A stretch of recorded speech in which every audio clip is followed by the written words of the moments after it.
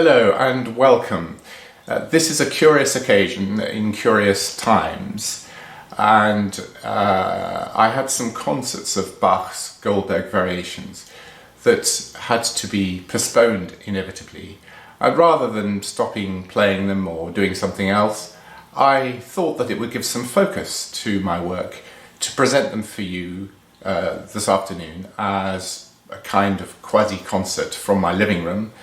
I was reticent about it originally because of the difficulty of getting good quality equipment, a good result for a work such as the Goldberg variations. But thanks to some good microphones and a couple of cameras, I decided to attempt this strange experience.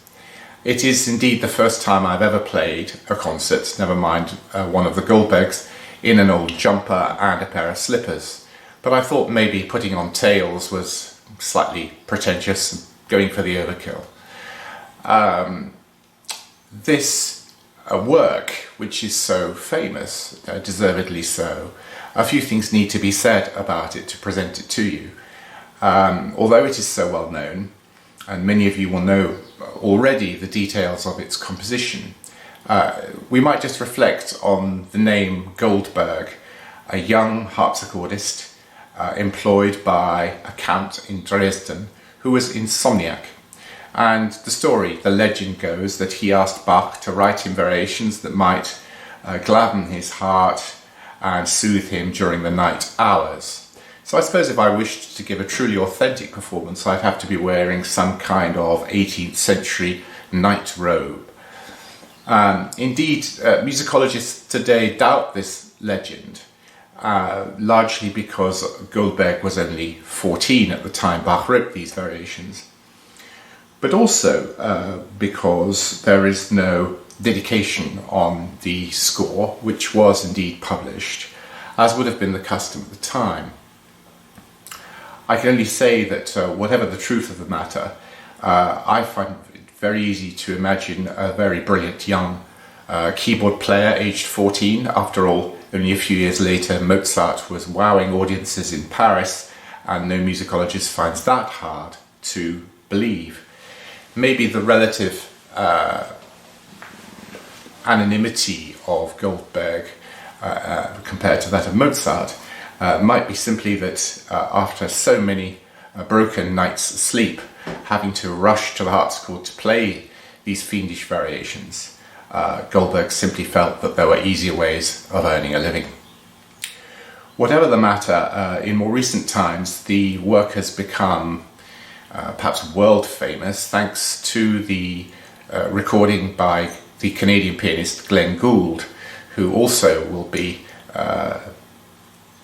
for a long time at least, associated with this work. One or two things about this event and indeed the variations. First of all, the variations themselves. It begins with an aria, and the theme, which is not the lovely singing melody but the bass line, runs through, provides the theme for 30 variations, and then the aria returns almost nostalgically at the end. The other thing I wanted to say is that Bach, halfway through the work, writes a French overture, and this is really his way of dividing the work into two halves. So forgive me if I take a break for a minute or two in the middle. You don't need to run to your computers and worry about internet connections, at least I hope not. It will simply be that I've run for a glass of water. Secondly, 30 variations. Every third variation is a canon. And canons, you know, where the same tune is repeated but starting slightly later, are of increasing complexity, or at least intervallic distance. It starts at a unison canon and then second, third, fourth, up to a canon at the ninth towards the end. This is Bach's not only most demanding keyboard work, among his most demanding ones anyhow, but certainly the most modern music he wrote. It represents, at the dawn of his last decade, the first maybe of the great monothematic works where Bach shows his inexhaustible imagination by taking one theme and doing absolutely everything that could possibly be done with it.